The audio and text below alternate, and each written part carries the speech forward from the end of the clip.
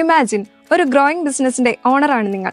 നിങ്ങൾക്ക് ഇൻവെന്ററി ഉണ്ട്, സെയിൽസും പ്രോപ്പറായി നടക്കുന്നുണ്ട്. എന്നാൽ നിങ്ങൾക്കറിയാമോ നിങ്ങളുടെ ഇൻവെന്ററി എത്രത്തോളം ഫാസ്റ്റായി നിങ്ങൾക്ക് സെയിൽ ചെയ്യാൻ പറ്റുന്നുണ്ടെന്ന്? കസ്റ്റമേഴ്സ് നിങ്ങൾക്ക് ഓൺ ടൈമിൽ പേയ്മെന്റ് ചെയ്യുന്നുണ്ടോ? നിങ്ങളുടെ അക്കൗണ്ട്സ് പേബിൾസ് നിങ്ങൾ പ്രോപ്പറായിട്ടാണോ മാനേജ് ചെയ്യുന്നത്? ഇത്തരം ചോദ്യങ്ങൾക്കുള്ള ഉത്തരമാണ് ഇന്നത്തെ നമ്മുടെ video. Inventory turn over ratio. പേര് പോലെ തന്നെ ഇൻവെന്ററിയെ എത്ര ഫാസ്റ്റായി നമുക്ക് ടേൺ ഓവർ ആക്കി മാറ്റാൻ പറ്റും എന്ന് മെഷർ ചെയ്യാനാണ് നമ്മൾ ഈ റേഷ്യോ യൂസ് ചെയ്യുന്നത്. നമുക്കൊരു ടെക്സ്റ്റൈൽ ഷോപ്പ് ഉണ്ട്. സപ്പോസ് 5 ലക്ഷം രൂപ കോസ്റ്റ് വരുന്ന ക്ലോത്ത്സ് നമ്മൾ ഈ വർഷം സെയിൽ ചെയ്തു. നമ്മുടെ ആവറേജ് ഇൻവെന്ററി വരുന്നത് 1 ലക്ഷമാണ്. നമ്മൾ ഇൻവെന്ററി ടേൺ ഓവർ റേഷ്യോയിൽ മെഷർ ചെയ്യുന്നത് ഒരു പർട്ടിക്കുലർ പീരീഡ്, യൂഷ്വലി 1 ഇയറിൽ ഈ ആവറേജ് ഇൻവെന്ററിയെ നമുക്ക് എത്ര തവണ സെയിലാക്കി റീസ്റ്റോർ ചെയ്യാൻ പറ്റും എന്നതാണ്. എന്താണ് ഇതിന്റെ equation? Cost of goods sold divided by average inventory. Cost of goods sold 5 lakhും ആവറേജ് ഇൻവെന്ററി 1 lakh ആണെങ്കിൽ എത്രയായിരിക്കും ratio? 5 lakh divided by 1 lakh, that is 5 times അല്ലേ? ഈ 5 times കൊണ്ട് ഉദ്ദേശിക്കുന്നത് നമുക്ക് ഒരു വർഷത്തിൽ നമ്മുടെ ആവറേജ് ഇൻവെന്ററിയെ 5 തവണ സെയിലാക്കി കൺവേർട്ട് ചെയ്യാൻ പറ്റുന്നുണ്ട് എന്നതാണ്. ഇൻവെന്ററി ടേൺ ഓവർ റേഷ്യോ എപ്പോഴും കൂടി നിൽക്കുന്നതാണ് നമ്മുടെ ബിസിനസ്സിന് നല്ലത്. ഇത് എത്രത്തോളം കൂടി നിൽക്കുന്നു എന്നതിനനുസരിച്ച് നമുക്ക് മനസ്സിലാക്കാം നമ്മുടെ ഇൻവെന്ററി നമ്മൾ എത്ര ഫാസ്റ്റ് ആയാണ് സെയിലാക്കുന്നതെന്ന്. ഇത് കുറയുകയാണെങ്കിൽ അതുകൊണ്ട് മീൻ ചെയ്യുന്നത് നമ്മുടെ ഇൻവെന്ററി ഒരുപാട് ടൈം എടുത്താണ് നമ്മൾ സെയിലാക്കി മാറ്റുന്നത് എന്നാണ്. അടുത്തത് accounts receivable turn over ratio.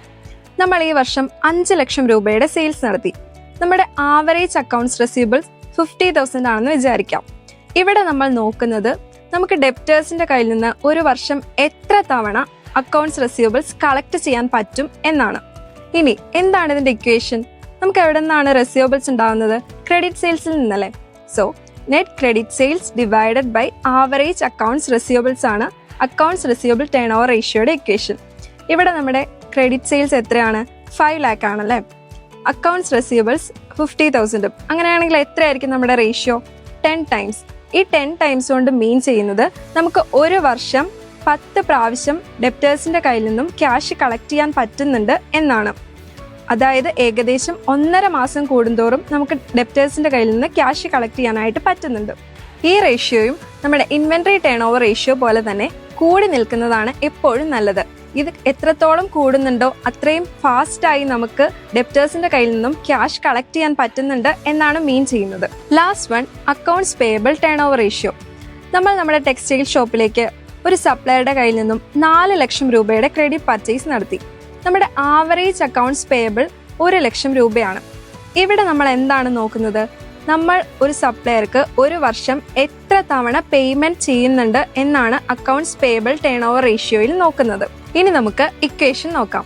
Net credit purchase divided by average accounts payable. Net credit purchase 4 lakhും ആവറേജ് അക്കൗണ്ട്സ് പേയബിൾ 1 lakh ആണെങ്കിൽ എത്രയായിരിക്കും നമ്മുടെ ratio? 4 lakh divided by 1 lakh, 4 times അല്ലേ. അതായത് നമ്മൾ ഒരു വർഷം 4 തവണ സപ്ലയറിന് പേയ്മെന്റ് നടത്തുന്നുണ്ട്. ഈ റേഷ്യോ മറ്റ് 2 റേഷ്യോ പോലെയല്ല. ഇത് കുറഞ്ഞിരിക്കുന്നതായിരിക്കും നമ്മുടെ ബിസിനസ്സിന് നല്ലത്. എന്നാൽ ഒരുപാട് കുറയാനും പാടില്ല. ഈ റേഷ്യോ എത്രത്തോളം കുറഞ്ഞിരിക്കുന്നോ അത്രയും നാൾ നമുക്ക് ക്യാഷ് ഹോൾഡ് ചെയ്യാനായിട്ട് പറ്റും. സോ എപ്പോഴും കുറഞ്ഞിരിക്കുന്നതായിരിക്കും ബെറ്റർ. സോ ഇന്ന് നമ്മൾ 3 റേഷ്യോസ് പഠിച്ചു. Inventory turn over ratio, accounts receivable turn over ratio and accounts payable turn over ratio.